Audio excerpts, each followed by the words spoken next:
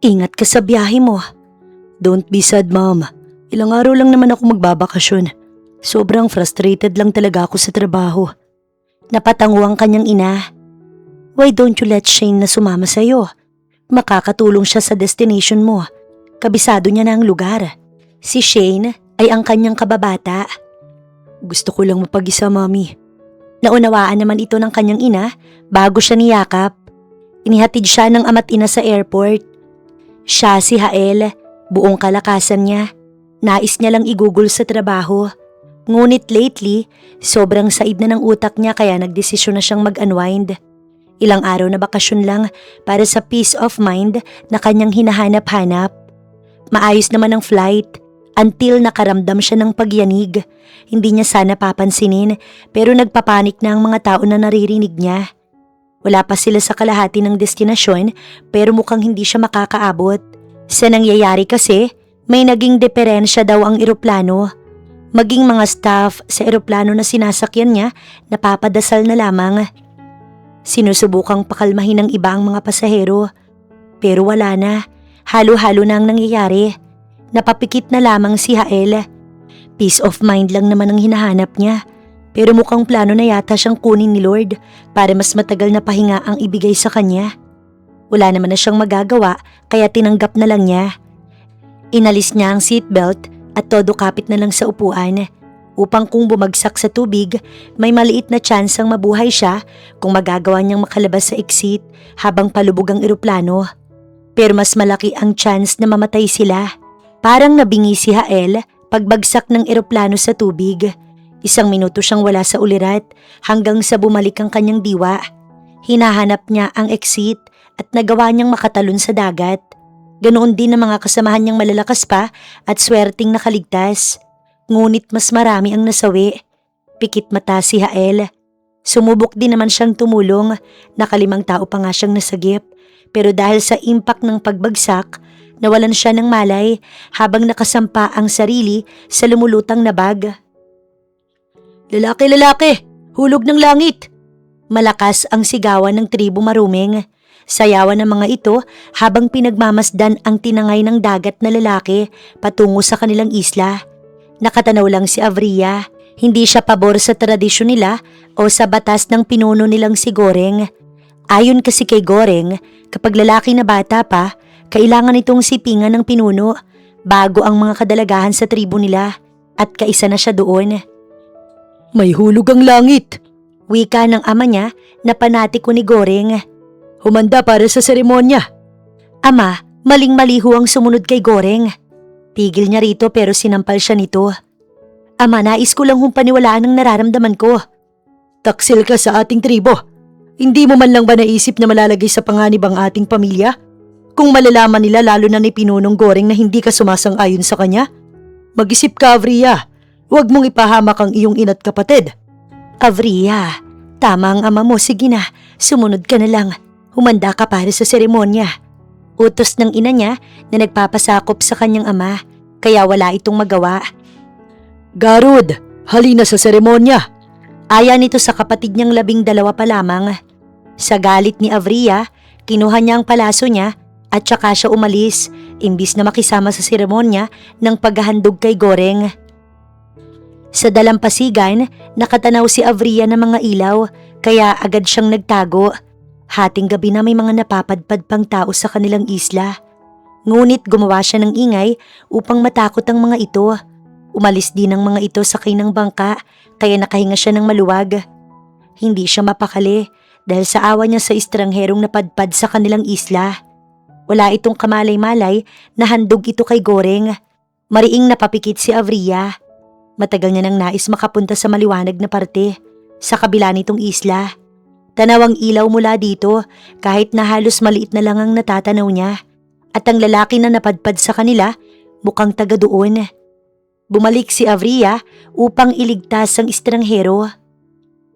Samantalang si Hael naman, nagising na may nakapalibot na pabilog sa kanya. Mula sa harapan, nakaupong matandang babae't wala itong ngipin. Malakas na napasigaw si Hael. Bangungot lang ba to? Patay na ba talaga siya? Ngunit pagtingin niya sa katawan niya, wala na siyang saplot na mas ikinakaba niya. Nasaan ako? Nasaan ang mga damit ko? Nakatingin ang mga tao sa kanya. Mga makalumang tao. Malaki ang alaga niya. Masisiyahan ng ating pinunong si Goreng. Bulong ng isang may katandaan na rin. Pagtapos mo kay pinuno, may obligasyon ka din sa mga kadalagahan namin. Ikaw ang magbibigay ng lahi sa tribo namin. Ngayong gabi, lahat ng kadalagahan dito ay mapapasa iyo. Paliwanag dito na ikinagulat talaga niya. Napatingin siya sa mga kadalagahan na ang gaganda naman talaga. Iisa lang ako. Hindi ko kaya ng sabay-sabay. Lumalaban ako ng patas. Payag siya mga katribo. Sigaw ng matanda at nagsipalakpakan ng mga ito. It's my pleasure to fulfill that duty pero sino ba si Goreng? Itinuro nilang lahat ng matanda na wala ng ngipin. Parang hihimatayin si Elsa na laman. Gusto ko nang umuwi. Hinahanap na ako ng rescue. Tinakpan ni Hael ang alaga niya na kumakaway-kaway pa dahil sa bigla niyang pagtayo. Dakpin siya! Malakas na sigaw ng pinuno. Itinali siya ng mga ito. Hindi nga siya namatay, pagsasamantalahan naman pala siya sa islang to. Inilagay na muna siya sa isang kubol. Nakagapo siya na walang kalaban-laban. Napabuntong hininga si Hael at tumaasa na malalampasan niya ang pagsubok na ito. Ikaw lalaki, taga-ibang lugar ka ba? Sa maraming ilaw at building ka nakatira? Tanong ng babae na bigla na lang sumulpot. Hawak nito ang pana. Alerto ito.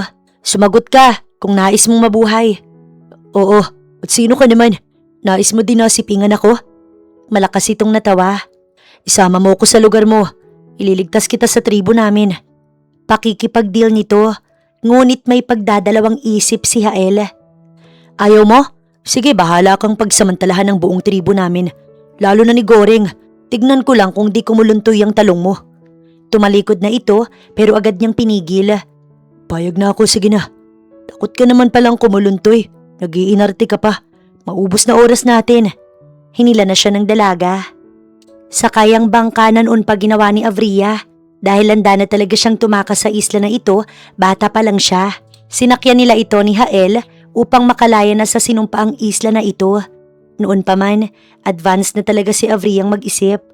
At talagang lumaki siyang matalino kahit na hindi sapat ang kanyang kaalaman, di gaya nila Hael. Bakit bit-bit mo pa ang pana mo? Takang tanong ni Hael habang abala din ito sa pagsagwan. Ngunit hindi niya ito pinansin. Wala siyang oras makipagdaldalan dahil mahaba-haba pa ang kailangan nilang isagwan. Muli itong nagtanong kahit na pinahiwatig niya na ayaw niya itong kausap. Bakit sila nakabahag at ikaw ay hindi? Dahil ayoko makiisa sa kalahi ko. Gusto kong mabago ang pamumuhay namin. Ikaw, ba't ka napadpad sa isla namin? Balik niyang tanong dahil makulit naman ito at talagang nakikipagdaldalan sa kanya. Naaksidente ang eroplano na sinasakyan ko. Maswerte akong nabuhay. Paniguradong umiiyak ng mga magulang ko. Akala siguro nila patay na ako. Mapalad ka, binata. Iniligtas kita kaya kailangan mo kong tulungang makapunta sa lugar nyo. Maaari mo na akong iwan kapag nandun na ako. At nga pala, malas mo kung nasipingan mo si Goreng. Napakunot ang noo nito. Bakit may sakit ba siya? Nandidiri nitong tanong na ikinatawa pa ni Avria. Makunat na kasi si Pinunong Goreng. Walang lalaki sa buhay niya simula nang isilang ako. Panahon pa pala ni Kopong-Kopong ang pechay ni Goreng. Pechay? Yun marahil ay isang gulay, ngunit hindi naman gulay si Goreng. Ito ang gumugulo sa isipan ni Avria dahil sa sinabi ni Hael sa kanya. May gulay ba kay Pinunong Goreng? Sorry. Hindi mo nga pala abot ang humor namin. Ibig kong sabihin, makunat na ang kanyang pribadong parte kasi matagal na panahon na pala. Mas naintindihan niya na ngayon. Oo, pero bakit naman ang sakin? Simula pagkabata ko'y walang nakakakita, nakakagalaw o sumubok na sumiping sakin pero hindi naman ito kumunat. Nakakapagtaka lang talaga para kay Avria. Isa ba itong himala? Walang himala. Wala nang himala sa ngayon, Avria. Dalaga ka kasit bata ka pa. Sa pagtagal mo sa syudad, magagawa mo ring matutunan ng mga akala mo'y mahirap. Paliwanag nito na ikinatango niya. Salamat nga pala sa pagligtas mo sa akin. Walang anuman, nagagalak akong mapuntahan ng lugar nyo. Yun lang naman ang pakay ko. Nauunawaan naman ito, kaya ngumiti na lang si Hael. Pagod na sila't wala pang kain. Paubos na din ng tubig na baon ni Avria, kaya nagdideliryo na ang kanyang pakiramdam. Para siyang mawawala na ng malay, pero sinisikap niyang wag sumuko. Avria, ayos ka lang? Napansin siya ni Hael. Oo, kakayanin ko to. Makakaya kong... Hinang-hina siyang napahiga. Paano ng syudad? Paano na? Nalulungkot niyang tanong habang unti-unting pumipikit ang mata niya. Nagising si Avria sa isang malambot na higaan. Hindi ito gaya ng papag na hinihigaan niya dahil malambot ito at malawak. Sinuri niyang paligid ng mga konkreto at hindi kubo. Inalala niyang nangyari pero walang bumalik sa kanya kundi ang huling natatandaan lang niya, nagsasagwan siya ng walang katapusan. Bumangon siya, iba na rin ang suot niya. Lumabas siya sa silid, nakita niyang mahabang hagdan at agad siyang naglakad pababa. Madahan lang dahil baka mapadausdos siya pababa kung magmamadali siya. Naninibago ang pakiramdam ni Avria. Nakarating ba si Hael sa syudad? She's awake. Narinig niyang sabi ng may edad na babae nang makita siya nito. Naningkit ang mata niya at agad na hinanda ang sarili. Niloko ba ako ni Hael? Ito ba ang syudad? Sabihin mo ang totoo. Utos niya sa babae pero nilapitan siya nito at pinakalma. Si Hael, pinatawag ko na. Huwag kang matatakot. Hindi ako kalaban. Napakaganda mo pala talaga. Bakit ka nakulong sa islang yon? Awang-awa ito sa kanya. Avria. Napalingon siya kay Hael na walang saplot sa itaas at kitang-kita ang abs nito. Nilapitan niya ito at hinawakan ang abs ni Hael. Ito pala ang gustong-gusto nila, ang ganitong katawan. Dinama pa niya ang puso nito. Mainit at mabilis din ang tibok ng iyong puso. Hindi niya pinansin ang pawis ni Hael. Parang kasing tigas ng... Avria, kumain ka na muna. Inupo siya ni Hael. Mami, si Avria. Hindi siya lumaki sa ganitong buhay, kaya pagpasensya na ninyo ang asal niya. Napakunot ang noo niya kay Hael. Binata, ba't ka naman hihingi ng pasensya para sa akin? Usapan natin, makarating lang sa syudad, dalin mo ko sa mga building at kakalimutan ko na napadpad ka sa isla namin. Utos niya kay Hael, ngunit napakamot lang ito sa ulo bago nagsalita. Nagdesisyon akong tumulong din sa'yo, kaya lalahatin ko na. Ibibigay ko ang suporta na kailangan mo hanggang sa kaya mo nang... Hindi ko kailangan ng kahit ano. Akin na yung pana ko. Ibigay mo sa akin. Lilisan na ako. Paalam niya bago lumabas na pero sinundan siya ng mag-ina. Nak, hindi siya mabubuhay sa city sa ganyang kalagayan. Nakakaawang dalaga. Sana'y makumbinsi mo siyang manatili muna dito. Pakiusap ng ina ni Hael. Hinabol niya ang dalaga. Avria, makinig ka muna sa akin kahit saglit lang. Maniwala ka sa akin kasi akong nakakaalam ng syudad. Baka mapahamak ka lang at pagsamantalahan kapag mag-isa kang umalis o namuhay. Tinuturuan mo ba ako, binata? Tandaan mo na ako ang nagligtas ng buhay mo. Oo naman, tandang-tanda ako. Pero ngayon iba ang sitwasyon mo. Maniniwala ba ako sa'yo? Oo, maniwala ka dahil pogi ako. Kinuha nito ang pana at itinutok sa kanya. Niloloko mo ba talaga ako, binata? Sureball pang pinakawala ni Avria ang kanyang pana. Itinutok nito sa pribadong parte ni Hael. Hoy, Avria, wag naman ang ginto kong patola. Malakas nitong sigaw. Basta maniwala ka sa akin, akong bahala sa'yo. Pakiusap niya habang nakataas ang kamay bilang tanda ng pagsuko at panunumpa. Pag ako niloko mo, ulo ng patola na sinasabi mo ang kapalit. What happened? Nakausap mo na ba siya? Bigla na lang siyang bumalik. Ito ang agad na tanong ng ina ni Hael pagbalik niya sa dining area. Nagugutom siya kaya dito na siya dumiretso. Masakit na nga ang ulo niya, gutom pa. Sana talaga hindi niya na isinama si Avria. Ngunit hindi rin naman siya nito ililigtas kung hindi siya nakipag-deal sa dalaga. Napabuntong hininga siya bago hinarap ang ina na hinihintay ang sagot niya. Ma'am, sabi niya, huwag ko siyang lukuhin, kundi putulang ginto kong patola. Malakas at matapang ang babaeng yun, kaya naniniwala ko na kaya niyang gawin ang sinasabi niya. So please, ipasyal mo siya sa mga buildings palagi kasi ayokong sumakit ang ulo ko sa kanya. Mami, may mga kailangan pa akong gawin. And as a CEO, busy akong tao. Hindi ko siya kayang bantayan magdamag para lang ma-secure din na hindi siya mapapahamak. Ma'am, pwede bang favor? Ikaw na lang munang bahala sa kanya. Sinubukan pa niyang magpa-cute sa ina niya pero bokya pa din siya. San, inuwi mo siya dito kaya ikaw ang pinakamay kargo sa kanya. I am willing to help pero hindi mo pwedeng ipasa sa akin lahat. Ikaw ang nakakakilala sa kanya at sa'yo siya komportable kaya kailangan nakakasama ka pa rin niya. Let's help her na makaunawa. Pero kung ipapasa mo sa akin ang buong trabaho mo, iwag na. Ikaw na lang mag-isang umasikaso kay Avria. Dahil ikaw naman ang dahilan kung bakit siya napunta dito.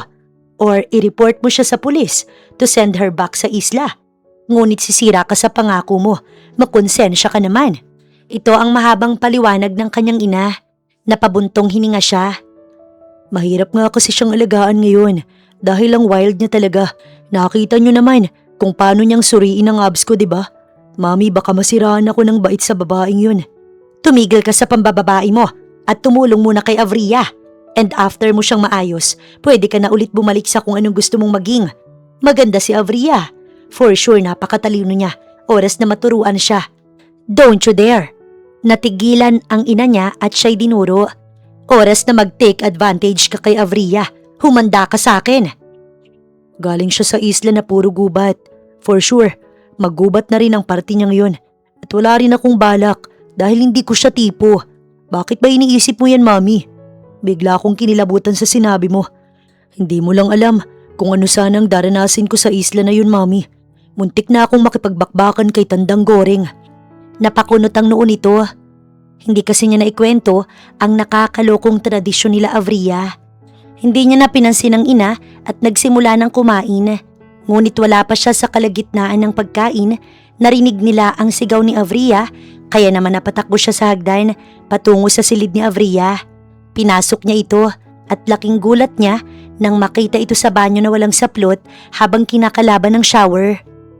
Hindi ko alam kung anong klaseng bagay ito pero mukha siyang delikado. Sigaw pa nito nang makita sila.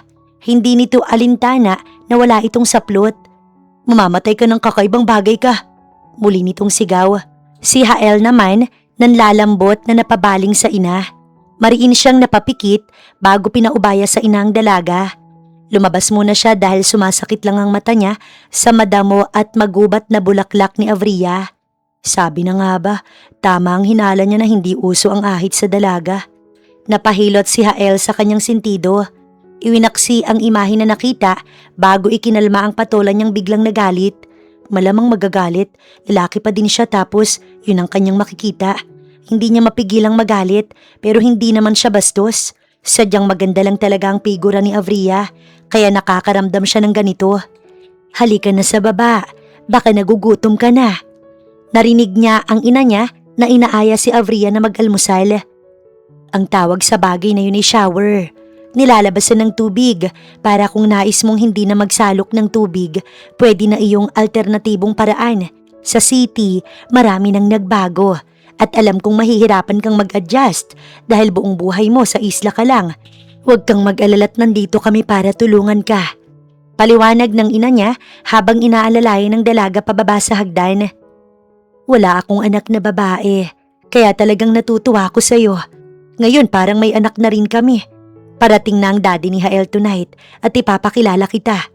Hindi siya kalaban, kaya hindi mo kailangang maging alerto sa kanya. Nakikinig naman si Avria. Napasulyap ito sa kanya. Dadalhin mo ba ako mamaya sa maraming matataas na gusali? May trabaho kasi ako. Pinutol siya ng kanyang ina. Oo naman, di ba? Go and take her somewhere. Itour mo siya sa lugar natin para makasanayan niya na. Ipagpaliban mo muna ang trabaho mo today. Pero ma'am, parating ang dad mo mamaya and they want her to meet him. Ngunit ipasyal mo muna si Avria sa ipinangako mo para ma-build mo ang tiwala niya. Okay, fine. Inis na tinapos niya ang kanyang pagkain. Nawala na rin siya ng gana. Upang maalis ang inis, nanatili muna siya sa labas. Natawa siya nang mabalikan ang pangyayari kanina. Para kasing timang na kinalaban ni Avria ang shower at sobrang nakakatawa pala yun. Habang si Avria, biglang napatingin sa labas at nakita na tumatawa si Hael. Napabaling siya sa ina nito na hinihimayan siya ng ulam. Sabihin mo lang babae kung gusto mong tanggalin ko ang kaligayahan niya. Pwede mo kong tawaging Mami. Mami? Sige, parang mas maganda nga yun. Dalian mo at pagkatapos mong kumain, gagapasin natin ang damo sa pribado mong parte. Bakit? May problema ba sa kanila, Mami? Mas magiging maganda silang tignan kung babawasan ng kapal. Napatangu-tangu siya.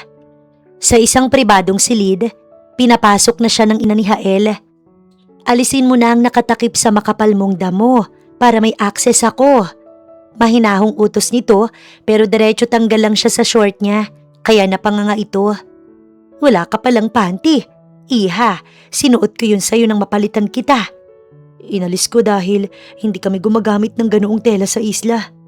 Itong bagay na to ang pinang-ahit mo, Mami? Takang tanong ni Avria. Ngumiti ang ginang at tumango.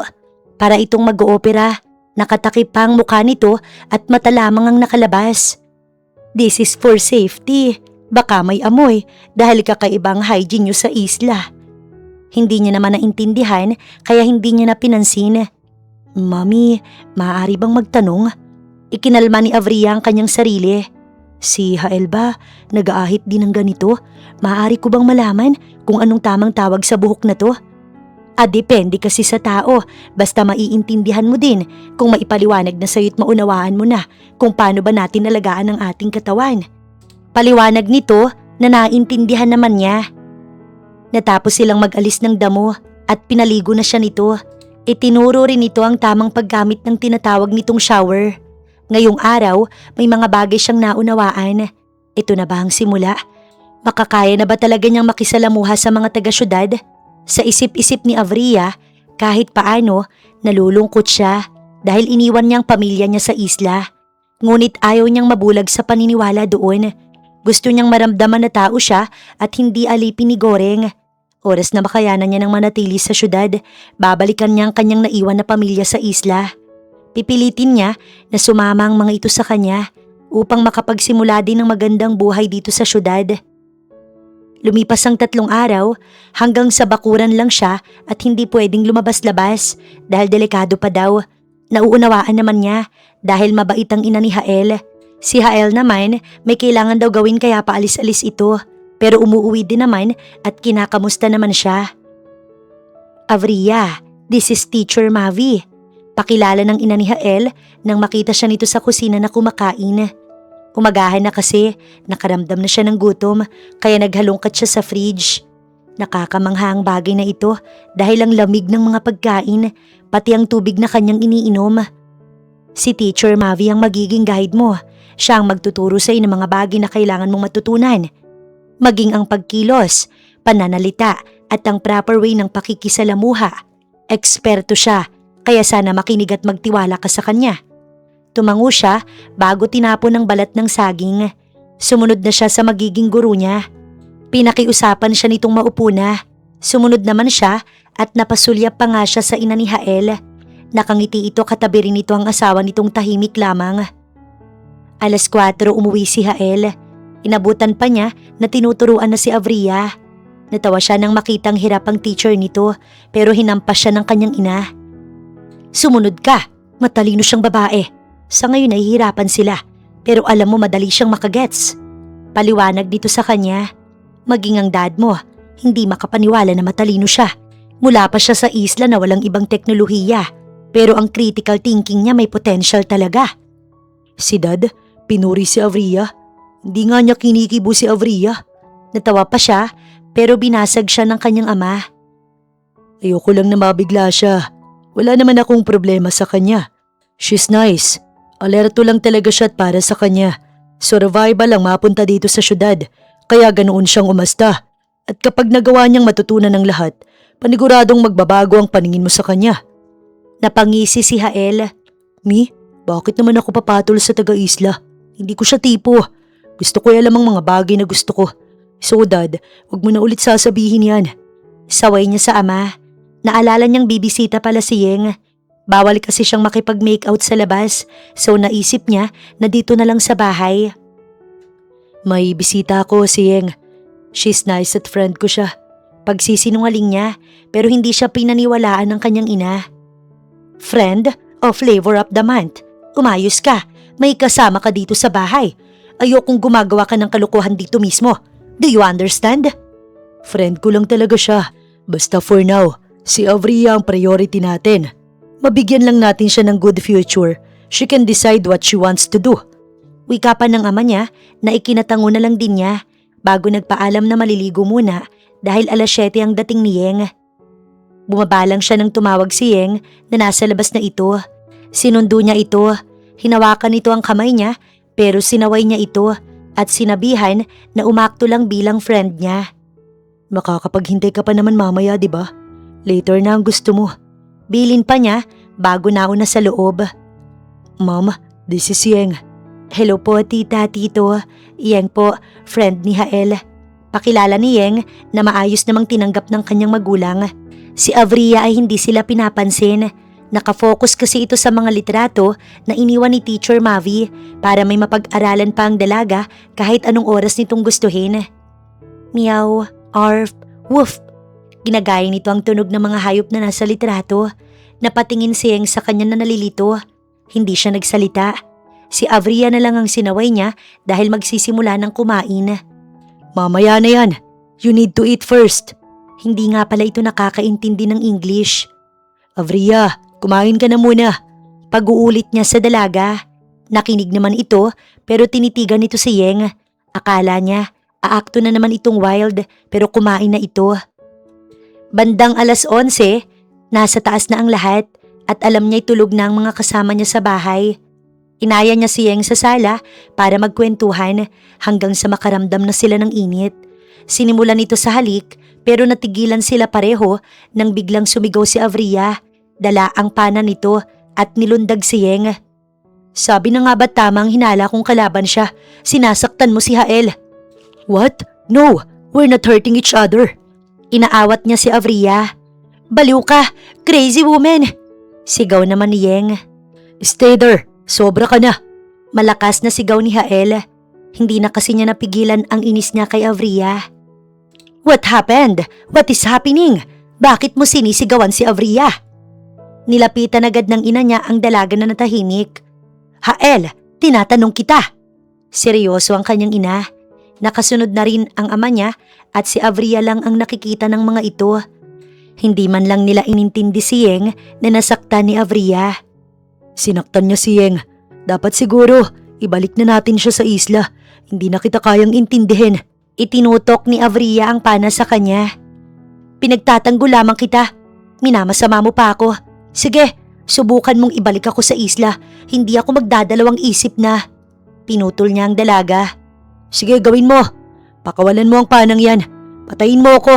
Dahil yun naman talaga ang gawain ninyo. Mahirap kang makasama at ang hirap mong unawain. Para bang sa'yo lang dapat umikot ang mundo ko. Umalis ka kung gusto mo. Wala akong pakialam sa'yo. Hael! Malakas sa tila, kulog ang boses ng kanyang ama. Because of that cheap girl, iniligtas ka ng babaeng minamaliit mo. Ikaw ang mas nakakaunawa at mas may alam. So dapat, ikaw ang umuunawa sa kanya. Sinabihan ka na namin. Cheap girl? Paano mo nasabing cheap girl si Yeng, Dad? She's my friend. Friend? Friend na pumayag tikman? Ilugar ninyo ang init na nararamdaman ninyong dalawa. Huwag sa pamamahay ko. Dinuro siya ng kanyang ama. Wala ka ngayon kung hindi dahil kay Avria. Isipin mong maraming beses ang bibitiwan mong salita sa kanya. Be a man. Tumulong siya sa'yo, kaya tumulong ka din sa kanya ng hindi nagdadalawang isip. Naunawaan mo ba? At kung wala ka ng paki sa kanya, you're free to go. Huwag ka nang magpapakita dito kahit kailan. Dahil kaya namin siyang iayos. Nakita ni Hael ang nanggigilid na luha ni Avria. Sobrang ang nasabi niya. Inakala lang naman ito na nasa panganib siya. Napabuntong hininga siya bago hinatid na sa labas si Yeng. Umuwi ka na. Pasensya na sa nagawa niya. Naging alerto lang siya.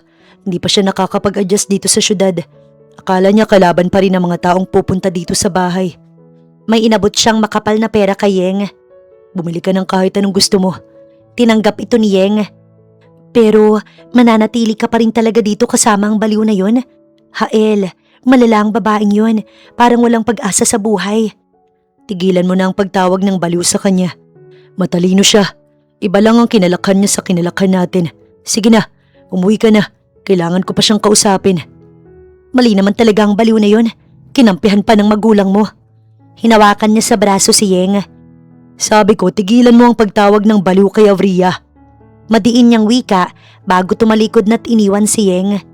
Bumalik siya sa loob at nadatnan niya si Avria na pinapaliwanagan ng kanyang magulang. Masama ang titig nito sa kanya nang siya'y makita. Hinawakan nito ng mahigpit ang armas nitong pana pero hindi naman ulit ito itinutok sa kanya. Pwede bang magpaliwanag? Mahinahon niyang tanong. Hindi na kailangan dahil malinaw na sa akin na hindi talaga kita dapat pagkatiwalaan. Bumaling ito sa kanyang mga magulang. Magpapahinga na ako, Mami, Daddy. Paalam ni Avria bago dumiretso na sa hagdan paakyat sa silid nito. Napayuko si Hael. She's mad at me. Sambit niya na sinagot ng kanyang ina. Sabi niya, akala niya'y mapapahamak ka. Gaya ng nangyari sa isla na nais ka daw maging alay kay Goreng. Natakot lang daw siya para sa buhay mo. Mas lalo lang kinain ng konsensya si Hael. Yeah, that's true. Hindi ko naisip yun. Nawala sa isipan ko na ganoon pa lang iniisip niya. And now, she's so mad. Maagang gumising si Hael kinabukasan. Imbis na papasok siya sa kumpanya, nagdesisyon siyang ayain si Avria na mamasyal. Ngunit umagang-umaga pa lang, iwas na ito, ni ayaw siyang tignan. Avria, pasyal sana. Darating si Teacher Mavi. Mas gusto kong mag-aral para maunawaan ko na mga sinasabi ninyong hindi ko naiintindihan. Dinampot nito ang libro bago dumiretso sa study room upang hintayin ang guro. Ngunit ayos lang, galit kasi ito. Kailangan lang niyang magtiyaga para mapatawad siya nito. Hinintay niya si Avria na matapos sa klase bago niya ulit subukang ayain ito. Dalhin kita sa may building. Natigilan ito sa sinabi niya at nag-isip. Ayaw mo pa rin? Napakaraming makikita sa bayan. Dagdag pa niya upang mauto si Avria. Ililibre din kita ng pagkain na doon mo lang makikita. Sige, dalian mo. Baka mahuli ako ni Teacher Mavi. Aya nito bago siya hinawakan sa braso. Pero inalis niya ang kamay nito sa braso niya dahil hinawakan niya ito sa kamay bago hinila palabas. Sa madaling salita, itinakas niya muna si Avria sa guro nito. Manghang-mangha ito sa mga nakikitang building. Nakamasid lang ito pero halos kuminang ang mata nito. Isang oras din silang naglakad-lakad hanggang sa inaya niya ito sa park para makapagpahinga din. Binilhan niya ito ng ice cream. Tinanggap naman ng dalaga ang bigay niya na tila nagiging ayos na ulit silang dalawa. Pasensya ka na sinasabi ko. Nabigla lang din ako. Napatitig ito sa kanya. Yan ba ang dahilan? Kaya mabait ka sa akin ngayon? Hindi ko naman gustong maging masama sa'yo. Minsan nabibigla lang talaga ang tao. Ngunit hindi ko rin naman kaya na pabayaang magalit ka lang. Dahil ako ang dahilan kaya ka nandito. Bakit hinayaan mong saktan ka ni Yeng? Hindi ba't ayaw mong gawin sa iyo ni Goreng? Pero bakit si Yeng? Hinayaan mo siya? Pinilit ka lang ba niya? Sabihin mo lang, handa kitang ipagtanggol. Natawa si Hael. Hindi niya ako sinasaktan. Hindi yun pananakit. Mali ang iniisip mo. Hinalikan ko siya kasi may nararamdaman kaming init. Napakunot ang noo ni Avria. Masarap ba yun sa pakiramdam? Curious nitong tanong. Tumango si Hael. Hindi lang niya inaasahan na gagayahin ito ni Avria. Hinagkan siya nito. Wala namang lasa eh. Nainis lang ito bago iniwan siya at naglakad-lakad muna. Siya naman ay muntik nang mahulog sa kinauupuan niya dahil sa ginawa ni Avria. Oh, what happened? Parang lambot na lambot ka. Takang tanong ng ina ni Hael sa kanya. Pagpasok pa lang kasi sa sala, napahiga na agad siya sa couch. Si Avria naman, masaya dahil nakita na daw nito ang mga building at napaka-inosente rin nito. Hindi man lang nito pinansin ang dinulot nitong pakiramdam sa kanya. Wala naman, Mami. Pagsisinungaling niya bago nagpaalam na magpapahinga muna. Hindi ko na yata kayang pakisamahan ng babaeng yun. Bulong pa niya habang dinadama ang mabilis na tibok ng kanyang puso. Dumiretso si Hael sa shower upang lumamig ang kanyang pakiramdam. Bumaba na rin naman na siya matapos maligo at makapagbihis. Hindi niya magawang tumambay sa silid dahil hindi mawala-wala sa isipan niya ang matamis ng ngiti ni Avria at ang halik nito. Tinakasan mo ang teacher mo. Sa susunod hindi na pwede kasi para sa'yo din naman ang tinuturo niya. Pinilit ka ba ni Hael o ginusto mo ding sumama? Dinatnan niya na pinapangaralan ng kanyang ina si Avria dahil kasalanan naman niya Agad siyang sumabat. Ma'am, it's my fault. Hindi ko siya nagawang ipagpaalam kay Teacher Mavi. Pasensya na. Gusto ko lang kasing bumawi sa mga nasabi ko sa kanya. Maayos na paliwanag ni Hael. Pero sa susunod magpapaalam. Tumango siya. Si Avria naman, nakita niyang nakikinig sa kanyang ina. Nilapitan siya nito nang magpaalam ang ina niya na gagawa lamang ng merienda. Hael, dalasan natin ang pagpasyal sa lugar na yon. Napangiwi si Hael. Kasama ka palagi. Hindi na lang, baka pagsamantalahan mo na naman ako eh. Sinamaan siya nito ng tingin. Ayaw mo ba akong… Biro lang, oo sige. Basta kapag wala akong trabaho, unahin mo muna na maging maayos ka. And then kahit anong oras mo na gustong pumunta doon, pwedeng pwede. Yan ang nais ko, may isang salita ka, lalaking lalaki ka sa paningin ko. Wika pa nito kaya naman nasamid si Hael sa sarili niyang laway. Iba naman kasi ang dating sa kanya. Ingatan mo ang pananalita mo. Napairap siya, tsaka niya ito iniwan. Sa paglipas ng mga araw, ay mas madaming natutunan ng dalaga. 1 linggo pa ang lumipas, parang iba na itong tao. Halos hindi na mabakas ang ugali nitong taga-isla. Natutuwa siya para kay Avria at delikado naman para sa kanya. Si Avria kasi nagiging demure na, nagiging pansinin na ng mga lalaki.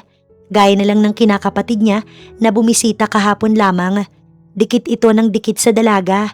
Ramdam niya na nagpapahiwatig. Habang siya naman, hindi na rin niya maiwasang hindi pagmasdan si Avria. Ngunit dahil nga nagagawa na nitong matutunan ng tamang asal, pagkilos, pananamit at pananalita, ay mas naging less na ang kanilang pag-uusap. Para bang hangin na lang siya kay Avria na nakakapagparamdam ng inis kay Hael. Napakaganda ng dress na yan. Talagang bagay sa'yo. Puri ng ina ni Hael habang nakatitig kay Avria na minomodel ang pinasadyang dress. Salamat po. Napangisi si Hael.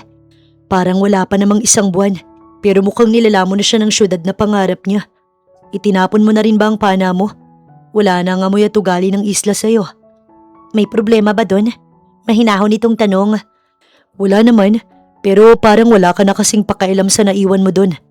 Hael, bakit ganyan mong kausapin si Avria? Hindi ba't ito naman ang nais mo, ang maging matalino siya, para magawa na niyang makapamuhay dito sa lugar natin? Maging ina niya'y nagtataka sa bigla niyang inasal. Hindi naman sa ayoko. Nakakatawa lang kasi na parang nagpapaligaw na siya sa Terence na yun. Yun ba ang tipo mo? Halata namang gusto ka lang makuhay eh. Hindi sapat ang kaalaman mo. Akala mo lang alam mo na pero utu-utot inosente ka pa rin talaga. Huwag kang mag-alala, hindi na ako magtatagal dito. Inalok kasi ako ng magulang mo ng trabaho. Wala ka ng obligasyon sa akin, sarili ko na itong desisyon. Salamat sa tulong mo, pero hindi na ikaw ang kausap ko ngayon sa mga bagay na pinaplano ko. Maayos at matapang nitong sagot na kanyang ikinatahimik. Inalisan na talaga siya nito ng obligasyon. Masaya naman yun, pero bakit parang hindi siya agree? Pilit siyang ngumiti. Sounds good. Bahala ka na sa buhay mo. Wag na wag kang iiyak kapag nakaranas ka ng hirap at wag na wag mo kong tatawagin. Bakit ko naman gagawin yun? Hindi pa pulido ang kaalaman ko, pero nakapag-adjust naman na ako. Hindi ko na rin ipapaproblema pa sa pamilya ninyo ang naiwan ko sa isla. Hinarap nito ang kanyang ina. Salamat po sa suporta sa akin. Ikaw at si Daddy ang pinakasumuporta sa akin at tatanawin ko po itong malaking utang na loob. Inirapan niya ito bago iniwan ang dalawa. Inis na lumabas siya ng bahay at agad na sumakay sa kanyang kotse. Dumiretso na lang siya sa kaibigan niyang si Steve. O bakit si Bangot? Mayabang na kasi siya. Sambit niya bago na pabuntong hininga. Sakit siya sa ulo sa simula at sinuportahan ko din naman siya. Bakit parang wala na ako sa kanya? Si Steve ang pinagsabihan niya ng inis. Mabait naman din ako sa kanya. Ngunit simula nang umepal si Terence, parang wala na ako sa kanya. Parang natatandaan ko na nagre-reklamo ka lang sa akin about her. Sabi mo, she's too wild and innocent at the same time. Bakit ngayon? Gusto mo ikaw ang sentro ng atensyon niya? Wala siyang sinabi na ganoon. Pinupunto lang naman niya, wag itong maging utu-utu sa lalaki na iyon at makinig ito sa kanya. Pansinin siya nito. O baka naman nagsiselos ka? Natawa si Hael. Me? Bakit? Bakit naman ako magsiselos? Hindi ko naman siya. Natigilan siya bago ininom ang alak na inilapag ni Steve. Basta, bilang akong nagdala sa kanya dito, inaalala ko lang din naman siya eh. Masama ba yun? Hindi, pero may sarili na siyang desisyon. Kasi kaya na niya. Kaya naman ikaw hindi mo na siya pwede pang hawakan. If wala ka talagang nararamdaman, hindi ka dapat apektado ng ganyan. Pero kung gusto mo siya, bakit hindi mo na lang aminin? Hindi na nakakibo si Hael. Nakatanaw si Avria sa bintana ng kanyang silid nang makita niyang pagewang-gewang si Hael. Lasing ito sa lakad pa lang nito, kaya bumaba agad siya para ipagbukas ito ng pinto. Ginabi ka na. Akala ni Mami at Daddy hindi ka makakauwi, kaya pinasara na ang pinto. Buti na lang hindi pa ako tulog. Wika niya, pero pagkaklang itong natawa bago siya nilampasan. Wala man lang pasalamat, hinayaan na lang niya at balak na sanang bumalik sa silid nang magsalita ito. Mommy and Daddy, tanong lang, bakit mo sila tinatawag na parang mga sarili mong magulang kung hindi ka naman parte ng pamilyang to? Parang kutsilyong matatalim ang salita ni Hael. Galit ka sa akin kasi hindi na ako sumusunod sa'yo? Dahil ba hindi na ako yung Avria na utu-utot parang engot? Hindi ba't yun naman ang plano? Ang makayanan kong makisalamuha sa inyo? Hindi asal isla at mas lalong hindi mangmang. Ngayong natutunan ko na yun, bakit hindi ka masaya? Naluluha si Avria. O bakit ka umiiyak? Bakit hindi mo ko panain? Bakit hindi mo ko sigawan? Pagbantaan mo ko. Hindi yung parang hangin ako sa'yo, Avria. Tugon nito bago napaiwas ng tingin. Habang nagbabago ka, pakiramdam ko nawawala ka na. Hindi na kita maramdaman. Wala lang ba sa'yo ang taong... Pinutol niya ito. Ang taong ano? Ang taong nagdala sa akin dito? Oo na, salamat sa iyo ah. Salamat kasi dinala mo ko dito. Hael, kung atensyon pala ang gusto mo, sana sinabi mo na lang, imbis na ginaganito mo ko. Ngunit mas lalo lang itong nagalit. Naririnig mo ba ang sarili mo? Atensyon mo? Avria, una pa lang, hindi ko na kailangang manglimos ng lecheng atensyon mo. Akala ko maayos konsensya natin eh. Simula nang makilala mo si Terence, para ka ng mga babaeng na ikama ko. Uhaw ka sa atensyon ng lalaki? Sabihin mo lang, pwede kong ibigay yun sa'yo. Ngunit isang malakas na sampal ang iginawad niya kay Hael para ito'y matauhan. Ikaw ang nagbago. Hindi na kita maintindihan sa gusto mo. Hindi naman ako nagbago. Namulat lang ako. Ngunit totoo nga yata talagang sinabi ng pamilya ko tungkol sa mga gaya ninyo. Nandito ang kasamaan, ang kaguluhan at ang... Pinutol siya ni Hael. Sige, ipagmalaki mo ang weird ninyong isla. Bakit hindi ka bumalik doon? Mas bagay ka sa isla, hindi dito. Maaring may mga mali kaming paniniwala, pero tao pa rin kami. Gaya nyo, tao rin kami. Mapalad ka na dito ka lumaki. May kaalaman ka kaya dapat mas ikaw ang nakakaunawa. Lumuluha si Avria. Ngunit sa'yo ko pa talaga maririnig yan. Ikaw na pinagkatiwalaan ko. Hindi ka naging hangin.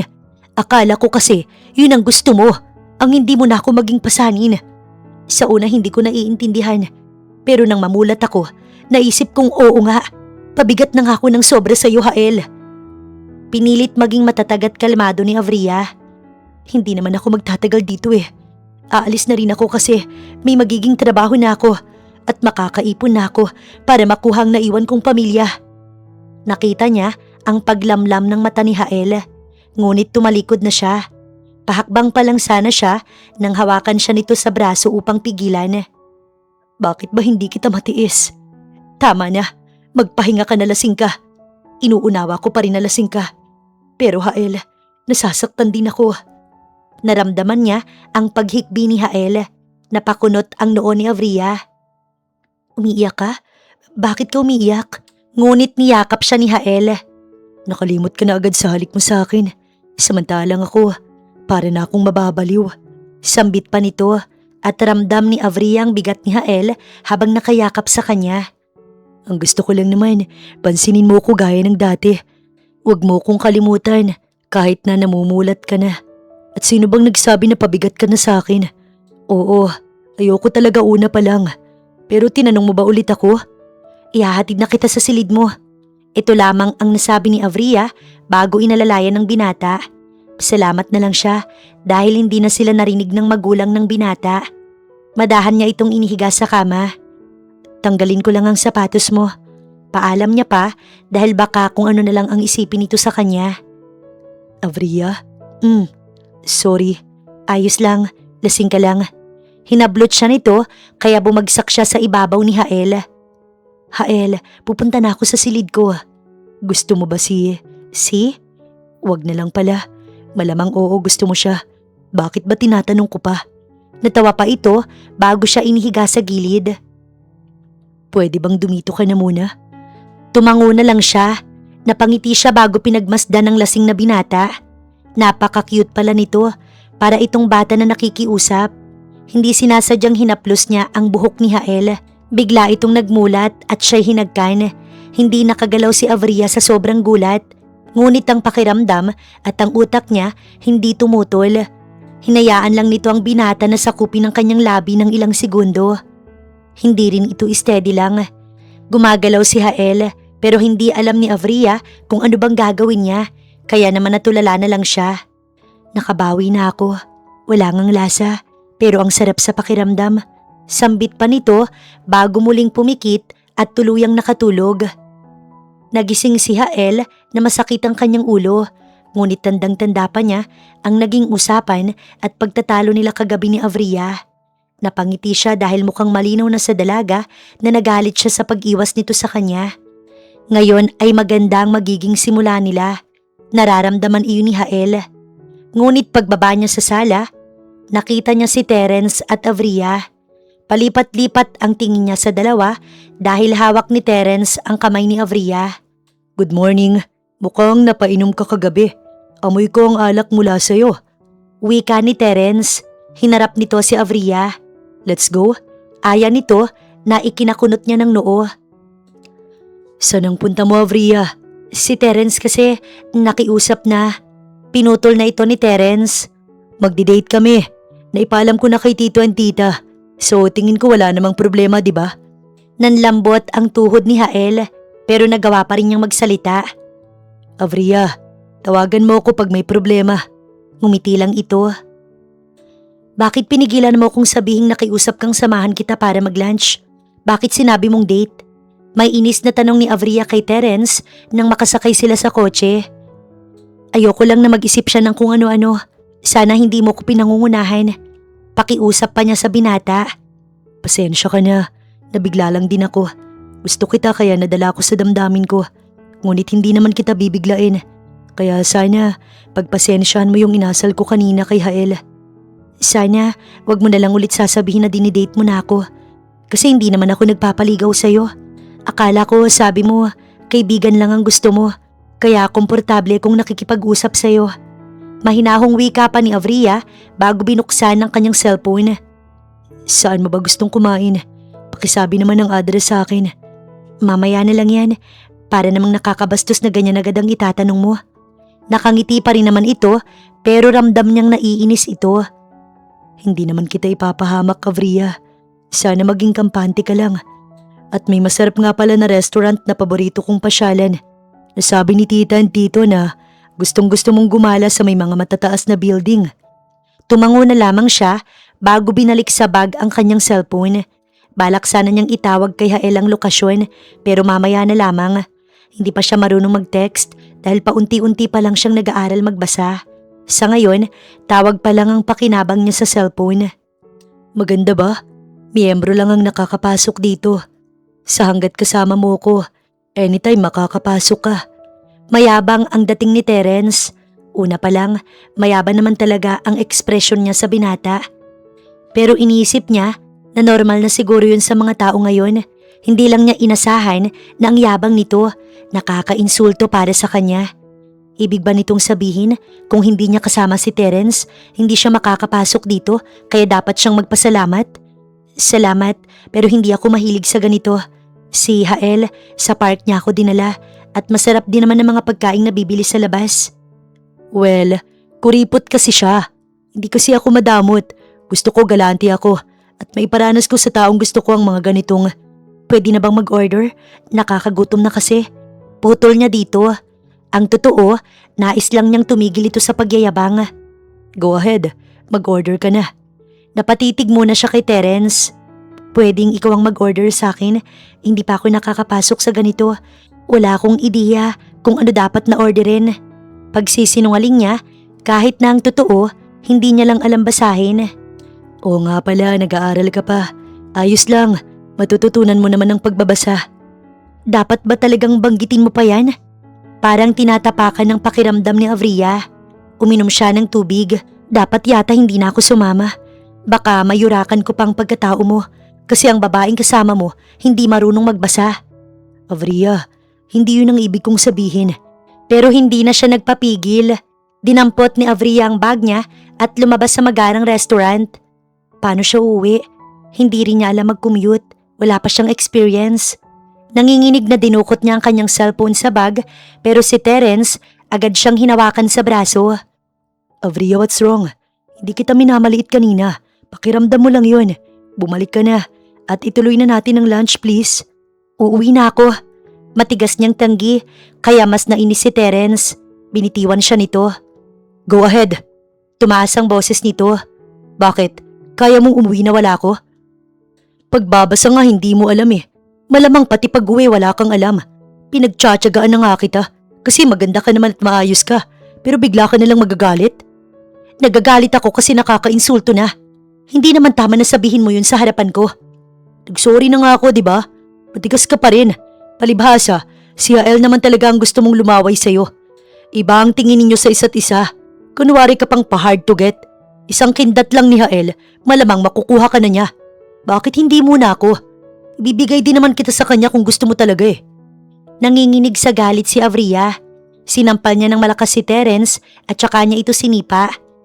Lumabas din ang totoo na iniinsulto mo talaga ako at iba ang pakay mo. Sana nakinig ako kay Yael.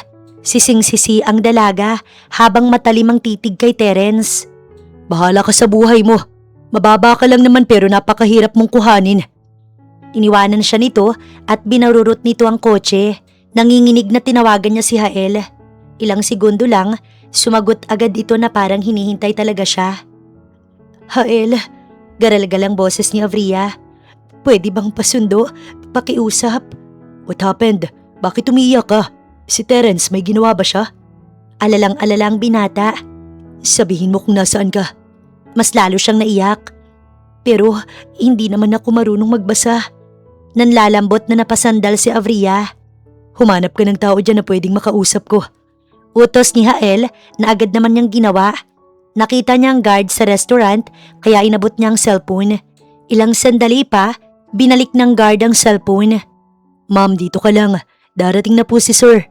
Sabi niya huwag ka daw aalis dito. Bili ng guard na ikinatango naman niya habang patuloy ang pag-agos ng kanyang luha. Dumating si Yael, kalahating oras ang itinagal ng biyahe. Niyakap agad niya ito paglabas pa lang ni Yael ng kotse.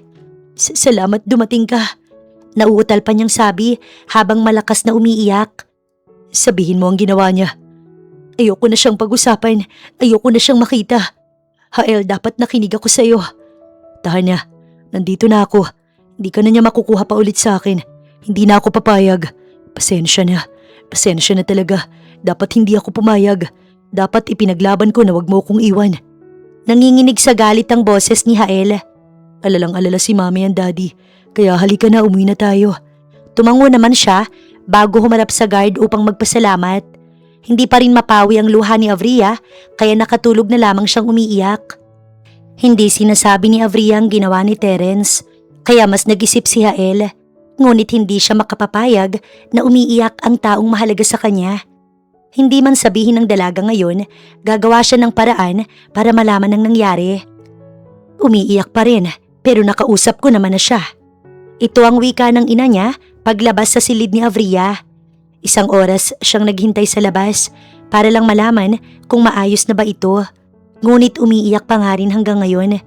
Nakuyom ni Yael ang kamao niya bago nagmamadaling bumaba para kuhanin ng susi sa sala. Hindi siya mapapakali, kaya naman siya nang mismong aalam sa nangyari. Ngunit nang paglabas niya ay pinigilan naman siya ng kanyang ina. No, don't make a scene anak. Hayaan muna natin na makahinga si Avria at kumalma. Huwag ka na munang gumawa ng kahit ano dahil baka mas lalo lang siyang maapektuhan. Paliwanag ng kanyang ina habang hawak ang kanyang kamay. Mami, una pa lang, masama na ang kutob ko sa Terence na yan. Oo, kinakapatid ko siya, pero hindi kami malapit at mas lalong wala akong pakialam kahit sino pa siya. Sure akong may ginawa siya kay Avria. Nasuntok ni Hael ang pader sa sobrang galit. Si Terence, kakampihan mo ba siya, Mami, kung may ginawa siya kay Avria? Malamig na tanong niya sa kanyang ina. No, bakit ko siya kakampihan? Nagagalit din ako, Hael, hindi lang ikaw. Pero ayokong pangunahan si Avria. Gusto ko na siya mismo mag-open sa atin bago umaksyon. Si dad mo pag nalaman niya to, parehas ang gagawin ninyo. Pero bilang babae nauunawaan ko si Avria. Iniiwas ka lang din niya sa gulo, hindi mo ba naiintindihan yon? Mariing napapikit si Hael. Inilapag niya ang susi sa table bago bumalik sa silid ni Avria. Maingat siyang kumatok ng 3 beses bago nagsalita. Pwede ba akong pumasok? Walang tugon mula sa dalaga. Napabuntong hininga siya bago sana iiwanan na lang ito dahil baka ayaw talaga muna ito ng kausap. Pero bumukas ang pinto. Mugto ang mata ni Avria nang magtama ang paningin nila. Tuloy ka. Mahinahong anyaya nito na agad naman niyang ikinatango. Naupo ito sa kama. Pasensya na, panay ako iyak kanina. Naunawaan ko naman. Gusto kong malaman ng dahilan pero ayokong ipilit sa'yo. Hindi ko siya pinihagan na i-date ako. Sabi niya magiging magkaibigan lang daw kami. Nauna ko na kasing ipaliwanag na hindi ko nararamdaman na komportable ko sa kanya. Kapag ang dahilan niya ay pakikipag-date, pumayag siya. Ayaw niya daw akong pilitin at ayos lang daw. Sumama ko kanina kasi nakiusap siya bilang kaibigan. Hindi ko alam na magagalit pala siya. Pakipot daw ako at mahirap kuhanin. Pero sa iba, madali lang bumabaang. Hindi nagawang ituloy ni Avria dahil nahihirapan ito. Para niya akong tinapakan ng paulit-ulit. Nakakadurog din pala talaga ng puso kapag ang isang taong inakala mong mabait sa'yo, biglang mag-iiba ang ugali. Nakakadismaya. Tinuyo niya ang luha ni Avria. Hayaan mong ako ang umayos na to. Niyakap niya ang dalaga. Avria, hindi ka na masasaktan pa. Wala nang sino mang tao ang pwedeng mangmaliit sa'yo. Bakit? Bakit sa akin ganito ka? Ngumiti siya. Hindi niya na itatago. Wala na siyang pagdadalawang isip. Dahil naputo lang dapat na sasabihin niya nang tawagin siya ng kanyang ina. Nak, baba na muna. Isama mo si Avria. Nasa baba si Terence pati ang magulang niya. Ayos lang kung ayaw mo pang lumabas. Wika naman niya kay Avria pero umiling ito. Gusto ko rin silang makausap para matapos na to. Ayaw ko rin naman kasing palakihin pa eh. Sabay na silang lumabas ng silid. Sa pagbaba nila sa sala, nakita niya si Terence na kinakausap ng kanyang ina. Para bang may pinapaliwanag ito. Pero nang makita sila, bigla itong tumahimik. Sakto naman na dumating din ang ama niya na galing sa paggugolf. Nagulat pa nga ito at maayos na bumati sa magulang ni Terence dahil wala itong alam sa nangyari. Nakaharap ang pamilya ni Hael kasama si Avria sa pamilya ni Terence. Pwede bang magpaliwanag? Si Terence ang nauna. Ngunit binasag niya ito. Hindi ba dapat si Avria ang mauna? Siya ang agrabyado dito. Umuwi siyang umiiyak because of you. Madiin ang pagkakasabi niya kay Terence habang masama ang titig. Mamaya kung ano pang idagdag eh. Natawa pa ito bago tiningnan si Avria. Avria, mabait naman ako sa'yo, di ba? Wala akong ginawa sa'yo. Ang mali ko lang, iniwan kita. Ikaw rin naman kasing may kasalanan dahil hindi na kaya ni Hael, kaya naman mabilis na umigkas ang kamao niya. Pinipilit kong ikalma ang sarili ko pero hindi ko pala kaya. Pinaulanan niya ito ng suntok. Walang sino man ang pwedeng bumastos, manakit o mangmaliit kay Avria. Inawat sila ng ama niya at ama ni Terence. Bakit ba galit na galit ka? Nandito kami para magpaliwanag na hindi naman dapat isisilang kay Terence ang nangyari. Sana hindi na sumamang babaeng yan kung mag-iinarte siya. Sana hindi niya pinaasa ang anak ko. Palibhasa malaki ang ulo dahil inampun na ninyo. Mapang-insultong sabi ng ina ni Terence. Bigla na lamang lumapit ang ina niya at ito'y sinampal. Wala kang karapatan. Niyang anak mo na maliitin si Avria. Lumayas kayo sa pamamahay ko. Dahil lang sa babaeng yan, sinisira mo ang magandang samahan natin? Sinisira ko? Ikaw at ang anak mong mayabang na asa lang naman sa iyo ang sumira sa sinasabi mong magandang samahan. Ngayon, kung hindi ka pa mananahimik, mas matindi ang mararanasan mo sa akin. Subukan mo ko. para malagasan ka ng buhok at maranasan mong tumabingi ang retokada mong ilong. Mami, nais sumaway ni Avria. No, hindi ka nila pwedeng maliitin. Umaasa lang naman sila sa suporta namin sa business nila. Ngayon, putol na ang magandang samahan na to. Hinawakan ni Hael ang kamay ni Avria upang ipahiwatig na ayos lang lahat na wala itong dapat ikatakot. Dahil sa akin, nakaaway pa ni Mami ang kaibigan niya. Nahihiyang sabi ni Avria habang nakayuko ang ulo. Hinawakan naman ni Hael ang kamay niya upang pakalmahin ang nararamdaman niyang takot at hiya. Palagi namang ganito si Hael, lagi siyang inuuna. Kaya naman gumagaan talaga ang pakiramdam ni Avria. Napangiti siya bago ito hinarap. Gusto ko lang malinawan bago ko magdesisyon. Nakatitig siya sa binata na kanina pa siya pinagmamasdan. Ikaw at ako, ano bang... Pinutol siya ni Hael. Masuyo nitong hinaplos ang mukha niya at ngumiti. Ilang segundo muna itong nakatitig sa kanya bago ito nagsalita. Hindi ko alam kung dapat ko na bang sabihin to. Sa tingin ko kasi hindi pa ito ang tamang oras dahil sariwa pang ginawa sa'yo ni Terence. Ngunit ayoko rin naman na masayang pa ang oras na to o araw na hindi ko na ipagtatapat sa'yo. Mauunawaan ko ang desisyon mo at hindi ako magiging gaya ni Terence na magbabago. Ito ang mahabang paliwanag ni Hael bago muling nagsalita. Mahalaga ka sa akin, Avria. Sobrang halaga mo at ayokong mawala ka pa. Nadudurog rin ang puso ko kapag may umaapi sa'yo. Sising-sisi ako na sinabi ko ang masasakit na salitang yun dahil lang sa akala ko nagbago ka na. Ngayon ko mas nauunawaan ang sinasabi mo. Avria, mahal kita. Mahal na mahal kita. Sana wag kang mawawala sa akin. Napangiti siya bago hinaplos ang mukha ni Hael. Hindi ko maintindihan sa una kung bakit hindi ko ito maramdaman kay Terence. Sabi ko nga sa sarili ko, baka dahil ikaw ang taong nagdala sa akin dito, kaya naman sa'yo ko ito nararamdaman. Ngunit ngayon, nauunawaan ko na minamahal na rin pala kita, Hael. Mahalaga ka naman talaga sa akin una pa lang.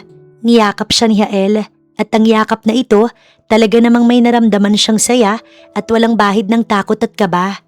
Wala rin siyang pagdadalawang isip pagdating kay Hael. Kumalas siya sa yakap ni Hael at tinitigan siya sa labi pero wala pa naman itong ginagawa o sinasabi, basta nakatitig lang ito. Dahil hindi naman ito ang unang beses ay siya na ang unang kumilos. Hinagkan niya si Hael sa labi. Dinampi lang naman niya dahil hindi pa naman siya marunong humalik gaya ng ginawa nito sa kanya. Nakarinig ng yabag si Avria kaya agad niyang itinulak si Hael. Ayaw kasi niyang ipaalam agad na may relasyon na sila ngayon at hindi na bilang parte lang ng pamilya o anak-anakan ng magulang ni Hael. Dinner is, bakit ganyan ang itsura ninyo?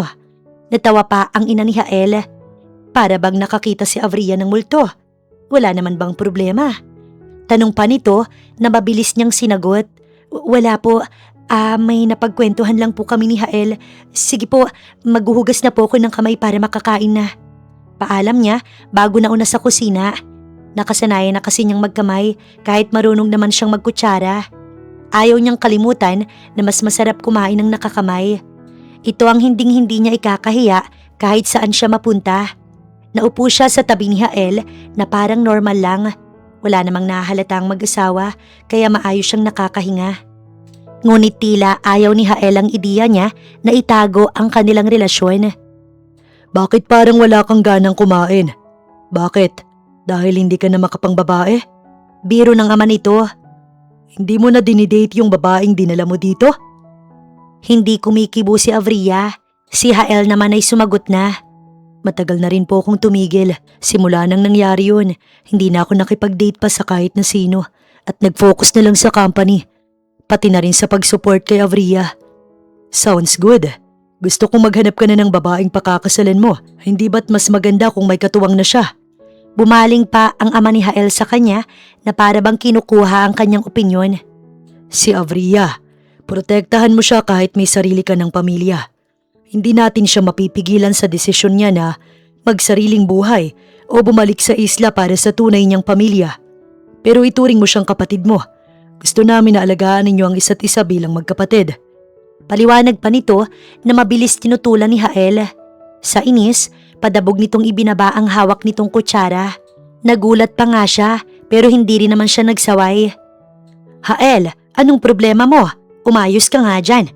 Saway ng ina nito bago pinababalik sa pagkain si Hael. Ayoko siyang maging kapatid.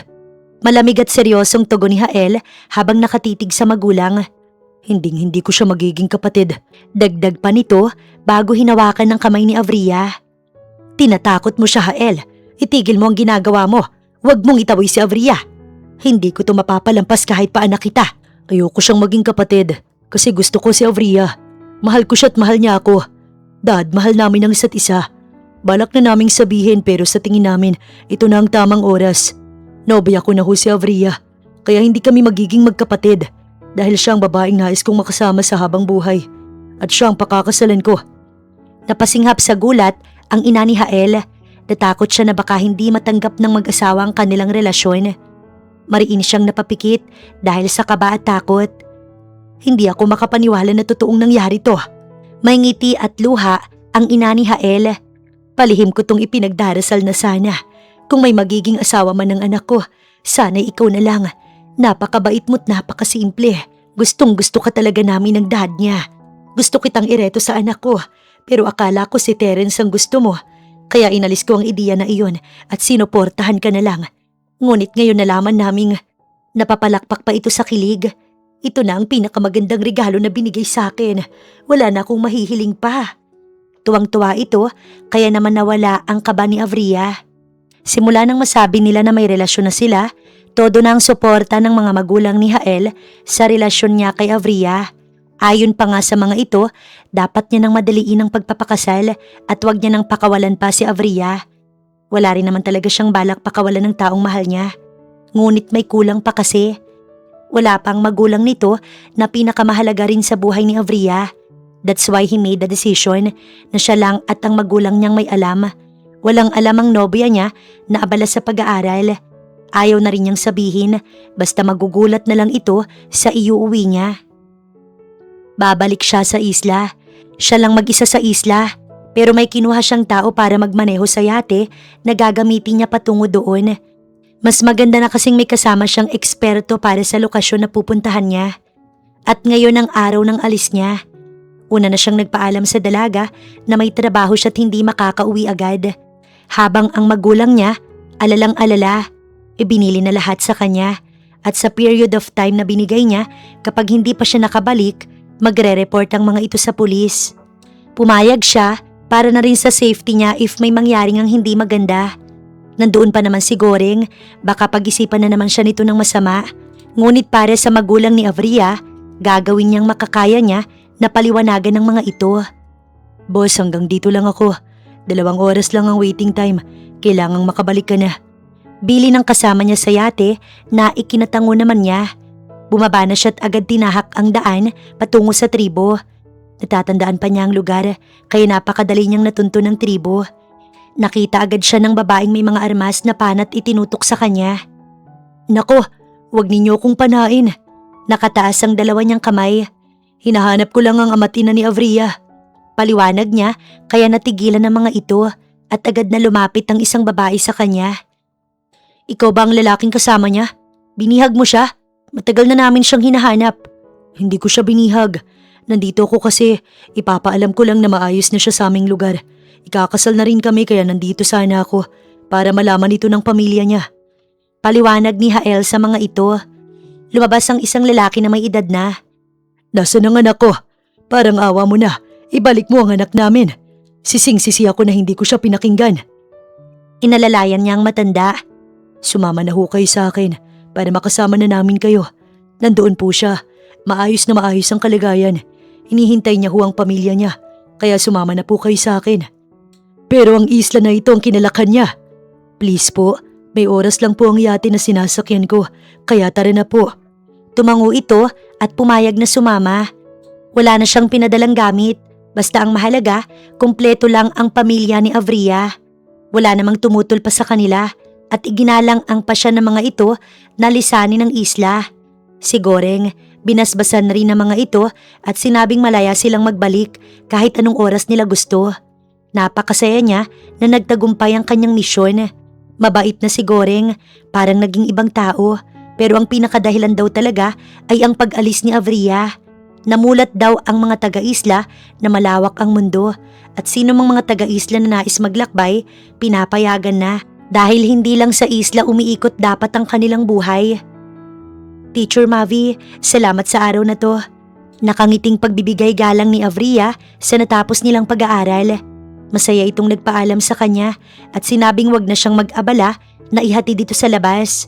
Tumango na lamang siya bago iniligpit ang mga gamit at pagkatapos pabagsak na naupo sa couch. Nakapikit siya para sana kumuha ng tulog saglit pero nagising ang diwa niya nang marinig ang familiar na boses. Napakalaki naman itong bahay na to. Ito ba'y tahanan ng Hari at Reyna? Ngayon lamang kami. Natigilan ng ama niya nang magsalita siya. Ama! Tinakbo niya ito upang yakapin at nakita rin niya ang ina at kapatid niyang nakababata. Paano kayong napadpad dito? Malakas siyang napaiyak. Itong magiging asawa mo, sinundo kami sa isla. Bumuhos lang lalo ang luha ni Avria. Para siyang lumulutang sa alapaap kasi ngayon kumpleto na ang kanyang pamilya. Hindi na siya malulungkot tuwing may isip niya na iniwan niya ang mga ito. Magiging payapa na ang puso niya dahil natupad na ang pangarap niya na maisama ang mga ito sa syudad. Ama, simula ngayon, ituturo ko sa inyo mga bagay na hindi pa ninyo alam. Masayang wika niya habang hawak pa rin ang kamay ng kanyang mga magulang dahil nasa gitna siya ng mga ito habang ang kapatid naman niya abalang magmasid. Ikaw din, mag-aaral ka na. Ha? Ate, natatakot ako dito. Hindi ka na bababalik sa isla? Napailing si Avria. Nandito na ang buhay ko at nandito na rin kayo kaya wala nang problema. Hayaan mo't mauunawaan mo rin pagtagal. Sinulyapan niya si Hael na nakangiti lang habang pinagmamasdan sila. Maraming salamat sa'yo. Hindi ko akalain na lakas loob kang babalik doon para lang kuhanin ang pamilya ko. Napakabait na bata. Ngunit totoo ba na magiging asawa mo na siya? Tanong ng kanyang ama. Opo, totoo po. Napatango-tango naman ang kanyang mga magulang. Dumating rin naman ang magulang ni Hael na umalis kanina dahil may ipapamili daw. Ito pala ang dahilan kaya abala sa paglilista ng iluluto ang ina ni Hael at si Hael naman hindi nakauwi kahapon dahil do may trabaho. Siya lang talagang walang alam sa plano. Ipinakilala ni Avria ang kanyang mga magulang. Ito po ang aking ama at si ina at ang nakababata ko pong kapatid. Nagagalak ko akong makilala ang pamilya ni Avria. Hinawakan ng ama niya ang backlog ni Hael na kinagulat ng mga ito pero siya nahihiyang natawa. Ibig kong sabihin nun, tanggap niya na si Hael bilang magiging asawa ko. Mabilis niyang paliwanag na ikinatango naman ng mga ito. Dito po ang kwarto ninyo. Wika ni Hael nang maihatid niyang mag-asawa sa master's bedroom para talaga ito sa magulang ni Avria. Nais ni Hael na maranasan nilang maginhawa at komportabling buhay. Ayos naman na sana kami sa labas. Sanay naman kami doon. Bakit dito ba kami pilit na pinapatulog? Napangiti na lang si Hael bago nagpaalam sa mag-asawa. Ang kapatid naman ni Avria may sarili ring silid. Pansamantala lang naman ito. Tumitingin na sila ni Avria ng farm na magiging tahanan ng pamilya nito.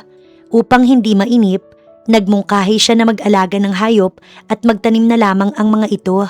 Abala talaga sila sa mga susunod pang araw dahil bukod sa paghahanap ng farm, ay isinasabay na rin nila ang paglakad ng requirements na kailangan nila para sa kasal.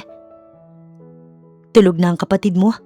Tanong ni Hael nang makita si Avria na nagtitimpla ng gatas. Oo, napatulog ko na. Akala ko nga may hirapan siyang matulog pero hindi naman pala. Ayun at naghihilig pa nga. Gusto mo ba ipagtimpla rin kita ng kape? Alok pa ni Avria bago sana kukuha ng baso pero pinigilan niya ito at nakiinom na lang sa gatas nito. Sa tingin mo hindi sila mahihirapan? Takang tanong pa ni Hael dahil nag-aalala siya sa magulang ni Avria. Nandito na ako. Mahirapan man sila, aalalayan ko sila. Nandiyan ka din naman para sumuporta, di ba? Madali lang silang makapag-adjust dahil hindi natin sila pababayaan. Nagyakap sila. Hindi na ako makapaghintay na makasama ka sa sarili nating bahay at bumuo ng masayang pamilya.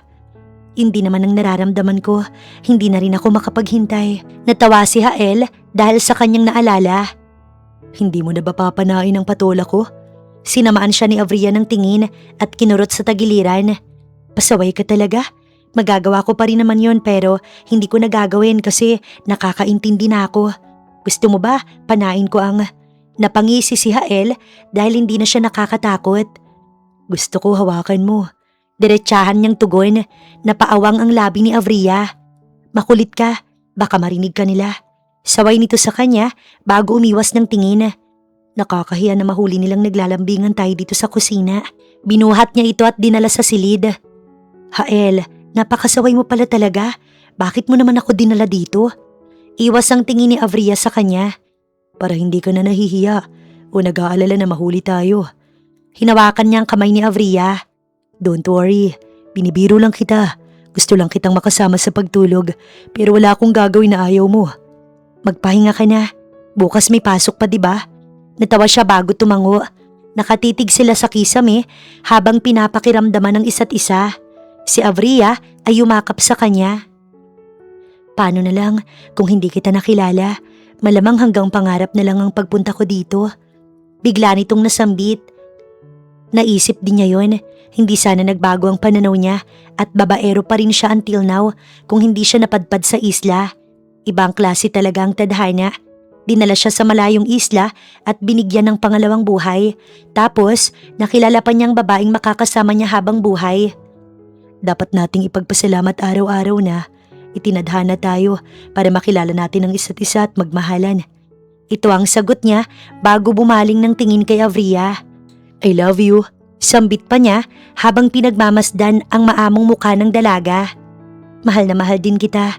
Ibinibigay ko sa iyo ang buong tiwala ko, pati ang aking sarili. Ito naman ang tugon ni Avria bago pumikit na para matulog. Walang nangyari sa kanila hanggang sa maikasal sila.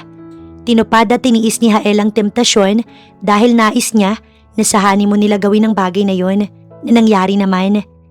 Napakabilis nga lang ng pag-asikaso at paghihintay nila sa kasal. Para bang 1 linggo lang ang 1 buwan na paghahanda nila at ngayon ganap na silang mag-asawa. 2 buwan na ang lumipas nang maikasal sila. Ngayon nagpapatuloy si Avria sa pag-aaral at balak na pumasok sa regular school para makuha ng kursong education. Nais daw kasi nitong magturo rin upang maipasa ang kaalaman na natutunan niya sa pagtiyatiyaga at pagsisikap at sa tulong na rin ng mga taong sumuporta sa kanyang asawa. Ang nakababatang kapatid nito tuloy-tuloy na rin ang pag-aaral habang ang magulang nila Avria abala sa farm na kanilang inregalo. Sobrang proud siya sa asawa niya dahil kahit marami nang nagbago, ang ugali nitong mabait at simple ay hindi nawala. Makalipas ang 5 taon nilang pagsasama. Aviona! Narinig ni Hael ang malakas na sigaw ng kanyang asawa. Napatayo siya mula sa prente niyang upot pagsimsim ng kape upang alamin kung ano ang dahilan ng pagsigaw ni Avria. Ngunit sa hagdan pa lang, nakita niyang 4 na taong gulang niyang anak na humahagikgik. Nak, bakit sumisigaw si Mama? Lumapit ito sa kanya at bumulong. Papa, si Mama kasi ginamit ko lipstick niya. Look Papa, I'm so pretty. Napangiwi na lang siya nang makita ang kalat-kalat na lipstick sa mukha ni Aviona. Lagot talaga ito sa mama niya kasi isa lang ang lipstick ni Avria at talaga namang paborito ito ng asawa niya. Nak, tago ka muna. Ako nang bahala kay Mama. Iniiwas niya ng mapagalitan ng anak kaya naman pinatakas niya na ito. Si Avria naman pababa sa hagdan para pagalitan ng anak nang lambingin niya ito. Hayaan mo na lang muna. Bibilhan kita ng 10 lipstick. Isa ka pa. Hael, spoiled ang anak mo. Nakakainis kasi paborito ko yun. Ayokong bumili ng bumili kasi napakatinunon. Pero pinutol niya. Para itong batang nagsusumbong, niyakap niya ito at pinatahan. Pagsasabihan ko na lamang. Ha? Bakit hindi mo siya pagalitan? Pagalitan mo. Dapat sa akin ka kumampi. Kasi ako ang una mong baby. Dapat ako ang baby mo. Umiiyak na wika pa nito habang nakayakap sa kanya.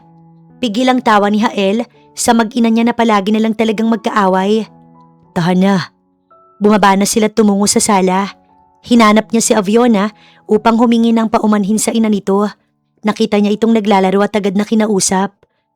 Umiiyak si Mama kasi dahil sa lipstick Papa, pero gusto ko yun. Sabi niya ayos lang na hiramin ko. Pero sinira mo kasi anak at ayaw ni mama mo na aksayado sa kahit ano kaya naman nalulungkot siya. Ayaw kong sad si mama. Napangiti si Hael. Dinala niya ito kay Avria at hinintay na magsorry. Niyakap naman ito ang ina at nagsorry. Mama, hindi ko sinasadya. Sorry talaga. Ayoko lang na lumaki kang nakukuha mo lahat. Gusto ko na maging simple ka lang anak. Opo. Bati ng mag-ina. Kaya naman nagpasya sila na dumalaw sa magulang ni Avria. Iginiyak niya ang kotse at hinintay ang mag-ina niya sa labas. Hindi naman kalayuan sa nabili nilang bahay ang farm ng magulang ni Avria. Mga kalahating oras lang ang biyahe. Pagdating nila doon, agad na kinarga ng ina ni Avria ang apong si Aviona. Parang ang hangin sila kasi si Aviona lang ang gusto ng mga ito. Spoiled talaga si Aviona pero pinagsasabihan naman nila ito na manatiling mabait at simple. Madalas lang talaga may tampuhan ng mag-ina niya dahil si Aviona kaugali ni Avria pero siya ang kamuka. Ama, anak mo rin naman ako ah. Nagsiselos na wika ng asawa niya kaya natawa siya. Malaki ka na, si Aviona na ang baby namin. Mama, ako na ang baby. Napasimangot si Avria at tumingin kay Hael. Ayos lang, forever baby naman ako ng daddy mo. Ngiting tagumpay si Avria, lalo na nang yakapin niya ito. Ngunit ang selosa rin nilang anak hindi nagpatalo dahil lumapit ito sa kanya at nagpapakarga. Pero naunahan ito ni Avria dahil nagpakarga siya sa kanyang asawa.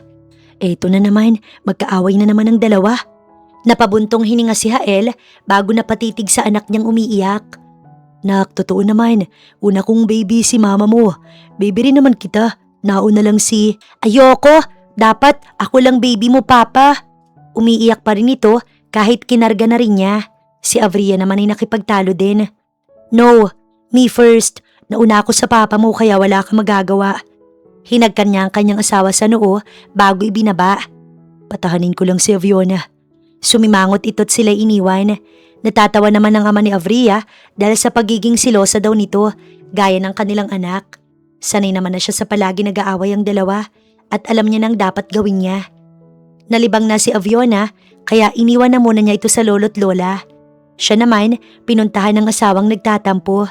Tinabihan niya ito sa sofa at niyakap. Huwag ka maingay kay Aviona pero ikaw talagang baby ko umpisa pa lang.